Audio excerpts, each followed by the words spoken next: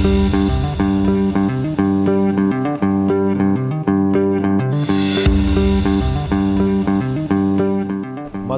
നീലകണ്ഠനാണ് ഇതിൽ ക്യാമറ. മധു ഞാനും ആദ്യമായിട്ട് സിനിമ ചെയ്യാണ്. മധുവിൻ്റെ വർക്കുകൾ ഞാൻ നേരത്തെ കണ്ടിട്ടുണ്ട്. എനിക്ക് ഒരുപാട് ഇഷ്ടമുള്ളൊരു ക്യാമറാമാനാണ്. മധുവിനായിട്ട് വർക്ക് ചെയ്യാനായിട്ട് ആദ്യം തുടങ്ങിയ സമയത്ത് ഞാൻ എങ്ങനെയാണ് സിനിമ ചെയ്യണമെന്നുള്ള മധുവിനറിയില്ല. കാരണം എൻ്റെ ഒരു സിനിമയുടെ ഷൂട്ടിംഗ് ലൊക്കേഷനിൽ പോലും മധു വന്നിട്ടില്ല. മധു എന്നാണ് പറഞ്ഞത്. ഞാനും മധു ഷൂട്ട് ചെയ്യുന്ന ദൂരം കണ്ടിട്ടില്ല. മധുവിനെ നേരിട്ട് പരിചയപ്പെടുന്ന പോലെ ഈ സിനിമയായിട്ട് ബന്ധപ്പെട്ടിട്ടാണ് നേരിട്ട് സംസാരിക്കുന്നതൊക്കെ. അപ്പോൾ അങ്ങനെ വരുമ്പോൾ തികച്ചും അപരിചിതരായിട്ടുള്ള രണ്ട് ടെക്നീഷ്യൻസ്, ക്യാമറാമാനും ഡയറക്ടറും കൂടി ഒരുമിച്ചൊരു സിനിമയിൽ വർക്ക് ചെയ്യാന്ന് പറഞ്ഞാൽ സത്യത്തിൽ കുറച്ച് പാടാണ്. പക്ഷേ എന്നെ അത്ഭുതപ്പെടുത്തി. ആദ്യത്തെ ദിവസം തന്നെ അതിനു മുമ്പ് തന്നെ സ്ക്രിപ്റ്റ് പറഞ്ഞു കഴിഞ്ഞപ്പോൾ തന്നെ ഇതിൽ ക്യാമറാമാൻ ഒരുപാട് കോൺട്രിബ്യൂട്ട് ചെയ്യാനുണ്ടെന്ന് അദ്ദേഹം മനസ്സിലാക്കുകയും എൻ്റെ ഒരു പാറ്റേൺ എങ്ങനെയായിരിക്കണം എന്നുള്ള അദ്ദേഹം നിരീക്ഷിക്കുകയൊക്കെ ചെയ്തിട്ട് ആദ്യത്തെ ദിവസം കഴിഞ്ഞപ്പോൾ തന്നെ ഞങ്ങൾ വളരെയധികം സിങ്കായി എന്നുള്ളതാണ്.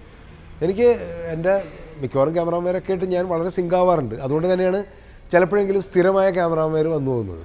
പിന്നെ അവരെ മാറ്റാനായിട്ട് എനിക്ക് ബുദ്ധിമുട്ടുണ്ട്. മധുവായിട്ട് എനിക്ക് വളരെ കംഫർട്ടബിളായിരുന്നു. ഞാൻ വളരെ ഹാപ്പിയാണ്. നൈറ്റ് ഷൂട്ടിംഗ് എന്നൊക്കെ പറഞ്ഞാൽ പുള്ളി എൻജോയ് ചെയ്യുന്ന ഒരാളാണ്. രാത്രി ഞാൻ പലപ്പോഴും ടയർഡാകുമ്പോഴും പുള്ളി ആ ഒരു സ്പിരിറ്റിൽ നിൽക്കുകയും അങ്ങനെയൊക്കെ ചെയ്യുന്ന ഒരാളായിരുന്നു. അത് ഇങ്ങനൊരു സിനിമ ചെയ്യുമ്പോൾ ഞാനും പ്രൊഡ്യൂസർ അനിലും ഞങ്ങൾ ഡിസ്കസ് ചെയ്തൊരു കാര്യം അതാണ്.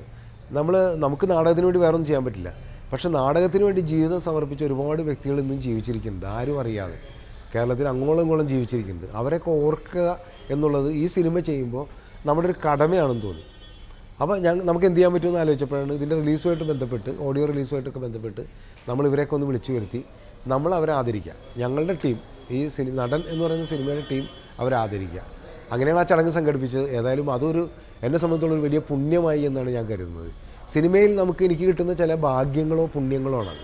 ഒന്ന് ആണ് സെല്ലുലോയിഡിൽ ഇപ്പോൾ JC ഡാനിയലിനെ കുറിച്ചൊരു സിനിമ ചെയ്യാൻ കഴിഞ്ഞു. എന്നെപ്പോലെ ഒരുപാട് സംവിധായകരൂടെ വേറെ ഉണ്ട്. എന്നെക്കാളും പ്രഗത്ഭരും എന്നെക്കാളും സീനിയേഴ്സായിട്ടുള്ള ഒരുപാട് പേരുണ്ട്. അവർക്കൊന്നും തോന്നാഞ്ഞതുകൊണ്ടാണ് ആ ഭാഗ്യം എനിക്ക് കിട്ടിയത്.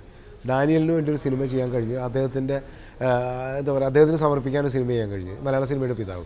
അതുപോലെ തന്നെ ഇത് നമ്മുടെ നാടകത്തിന് വേണ്ടി, നമ്മുടെ കലാപ്രസ്ഥാനങ്ങൾക്ക് വേണ്ടി ഒരുപാട് അവരുടെ ജീവിതം തന്നെ ഒഴിഞ്ഞു വെച്ച പാവപ്പെട്ട കലാകാരന്മാർ, അവർക്ക് വേണ്ടിയിട്ടൊരു വേദി ഒരുക്കാൻ കഴിഞ്ഞു. അവരൊക്കെ ഒരേ വേദിയിൽ അണിനിരത്താൻ കഴിഞ്ഞു എന്നുള്ളത് എന്നെ സംബന്ധിച്ചോളം വലിയൊരു ഭാഗ്യമായിട്ടാണ്.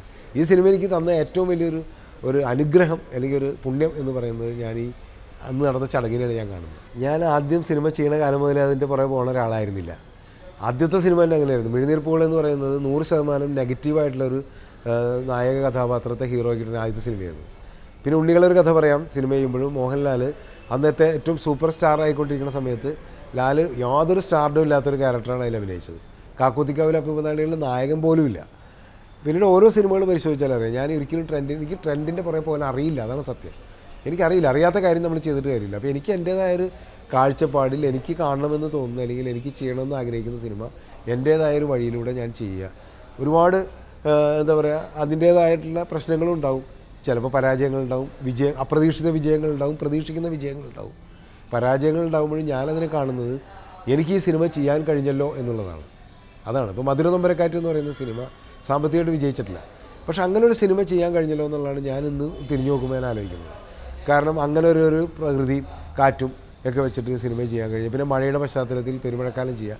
ഇതൊക്കെ എൻ്റെ മനസ്സിലുള്ള ചില സങ്കല്പങ്ങൾ എന്ന് വെച്ചിട്ട് ഞാനത് ഇത് വളരെ അക്കാഡമിക്കായിട്ട് ജനങ്ങൾ കാണരുത് എന്ന് വിചാരിച്ചിട്ട് ഞാൻ ചെയ്യാറില്ല. ജനങ്ങൾ കാണണമെന്ന് ആഗ്രഹിച്ചിട്ട് തന്നെയാണ്. അതുകൊണ്ട് തന്നെ ആയിരിക്കാം ചിലപ്പോൾ ഒരു ഇൻ്റർനാഷണൽ ഫെസ്റ്റിവൽ സർക്യൂട്ടിലൊന്നും ആ സിനിമകൾ എത്തണ്ടാവില്ലായിരിക്കും. ഞാനത് ആഗ്രഹിക്കുന്നുമില്ല.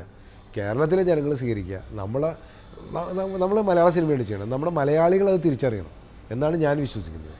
അത് കുറേ വർഷം കഴിഞ്ഞാലും മലയാളികൾ ഓർക്കണം. മറ്റുള്ളവരൊന്നും ഓർക്കണമെന്ന് ഞാൻ ആഗ്രഹിക്കുന്നില്ല. മലയാളികൾ ഓർക്കണം. അത് മാത്രമാണ് എൻ്റെ ഒരു ആഗ്രഹം. ഈ സിനിമയുടെ ഷൂട്ടിംഗ് സമയത്ത് പലപ്പോഴും മഴയുണ്ടായിരുന്നു. അത് പക്ഷേ നമുക്ക് അനുഗ്രഹമായിട്ട് വന്നിരുന്നു. ഞങ്ങളൊരിക്കലും മഴ ഡിസ്റ്റർബ് ചെയ്തിട്ടില്ല. മഴ ഒരു അനുഗ്രഹം പോലെയാണ് പലപ്പോഴും വന്നിട്ടുള്ളത്. ഈ സിനിമയിലും മഴയുണ്ട്. ഈ സിനിമയിൽ നായിക കടന്നു വരുമ്പോൾ മഴയത്താണ് നായിക വരുന്നത്. അതിന് പ്രത്യേക കാരണമുണ്ട്. അപ്പോൾ മഴ എൻ്റെ കൂടപ്പിറപ്പാണ്. അത് നമ്മുടെ ഒരു മലയാളിയുടെ ഒരു വൈകാരികമായ ഒരു ഇതുമായിട്ട് അറ്റാച്ച്മെൻറ്റാണ് അത് മഴ എന്ന് എനിക്ക് തോന്നുന്നത്. പ്രകൃതിയിലെ മറ്റെന്ത് ഭാവത്തേക്കാളും മഴയെ നമ്മൾ അറിയാതെ ഒരുപാട് ഏത് മലയാളിയോടും ചോദിക്കുക, മഴയെ ഇഷ്ടപ്പെടാത്ത ഏതെങ്കിലും ഒരു മലയാളി ഉണ്ടോ? അപ്പോൾ അത് ഉള്ളിനുള്ളിൽ കിടക്കുന്നുണ്ട് എല്ലാവരും. ഞാനത് പ്രകടിപ്പിക്കുന്നത് മാത്രമേ ഉള്ളൂ. ഞാനതിനെക്കുറിച്ച് ചിന്തിച്ചിട്ട് പോലും ഇല്ല. എനിക്കത് വലിയ പ്രശ്നവുമില്ല. കാരണം എനിക്ക് ചെയ്യാൻ കഴിയുന്ന സിനിമകൾ ഞാൻ ചെയ്യുന്നു മാത്രമേ ഉള്ളൂ. ഇപ്പോൾ ഇടക്കാലത്ത് ഞാൻ ക്യാമ്പസ് സിനിമകൾ ചെയ്തുകൊണ്ടിരുന്നപ്പോൾ ക്യാമ്പസ് സംവിധായകൻ തന്നെ വിളിച്ചു. എനിക്ക് ഇഷ്ടപ്പെടാത്ത ഒരു പേരായിരുന്നു അങ്ങനെ വിളിക്കുന്നത്. എന്ന് വെച്ചിട്ട് ആൾക്കാർ അങ്ങനെ വിളിക്കുമ്പോൾ നമുക്കൊന്നും ചെയ്യാൻ പറ്റില്ല. ഞാൻ ആകെ 2 സിനിമ മാത്രമാണ് ക്യാമ്പസിൻ്റെ പശ്ചാത്തലത്തിൽ ചെയ്തിട്ടുള്ളത്. പക്ഷേ എന്നാലും ക്യാമ്പസ് സംവിധായകനാണ് എന്നെ കുറേ കാലം അറിയപ്പെട്ടിരുന്നത്. അപ്പോൾ നമ്മൾ ഇതുപോലെ ഇപ്പം എനിക്കുള്ള സന്തോഷം എന്ന് പറഞ്ഞാൽ ഇത് ഞാൻ ചെയ്യേണ്ടതാണെന്ന് എനിക്ക് തോന്നുന്നു.